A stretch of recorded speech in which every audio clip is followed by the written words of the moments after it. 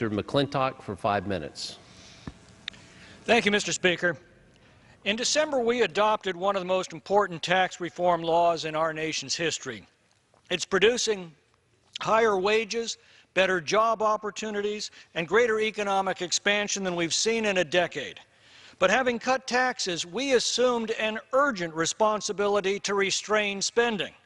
Taxes and debt are two sides of the same coin. A debt is simply a future tax. Once we've spent a dollar, we've already decided to tax it either now or in the future.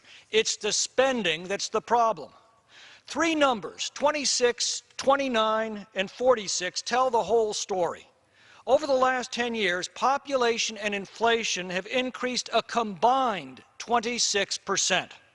Our revenues have more than kept pace, increasing 29%. The problem is that third number.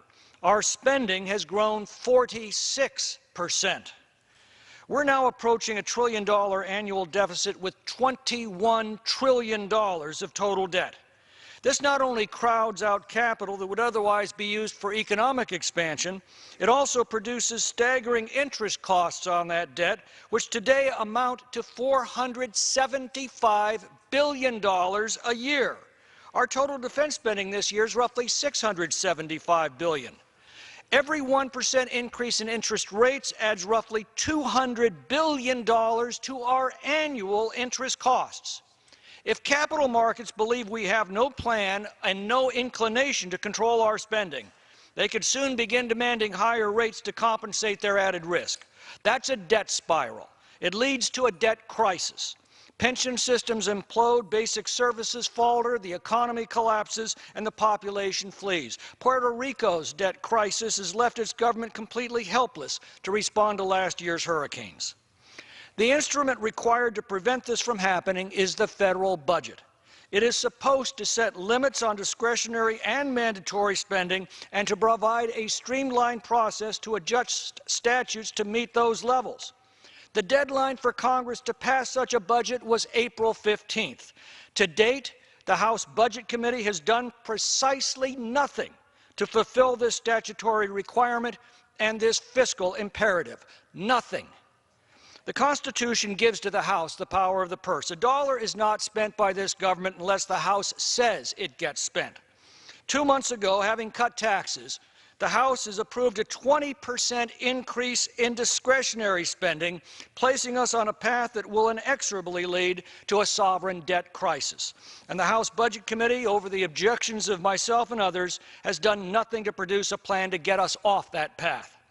Fortunately, the Republican Study Committee, the largest caucus in the Congress, has stepped forward to offer a comprehensive budget for fiscal year 2019. I chair the Budget Task Force of the RSC, and I want to thank the many members and staff who provided countless hours to produce it. The RSC budget is at present the only credible and comprehensive plan in Congress to turn us back toward fiscal solvency before it's too late, getting us back to balance by 2026. It combines the fiscal reforms proposed by the members of the RSC over the last several sessions, along with innovations in service delivery proposed by the CBO, the GAO, the administration, and by think tanks like Heritage and Mercatus. It shows program by program how we can reform them in a manner that produces more effective service delivery at much lower cost, save Medicare and Social Security from impending collapse, and fully fund our nation's defense. Yes, it gores every sacred cow in the federal bureaucracy, and we will hear howls of protest from the partisans of the status quo. But we are running out of time and we're running out of options. Those same voices have placed us on a collision course with bankruptcy, and countries that bankrupt themselves aren't around very long. A sovereign debt crisis is coming to America, and at our current rate of spending and borrowing, it could be coming very soon. I implore the House leadership to allow this budget to be brought at once to the floor and at least give the House the fleeting and perhaps final chance to avert the fiscal crisis that looms before us. Given the fact that there's no credible plan even being considered to avert this crisis, the RSC budget may represent the last best hope of restoring our government to solvency and assuring that we can continue to provide for the common defense and promote the general welfare for ourselves and our posterity. I yield back. Gentleman yields back. The chair recognizes the gentleman from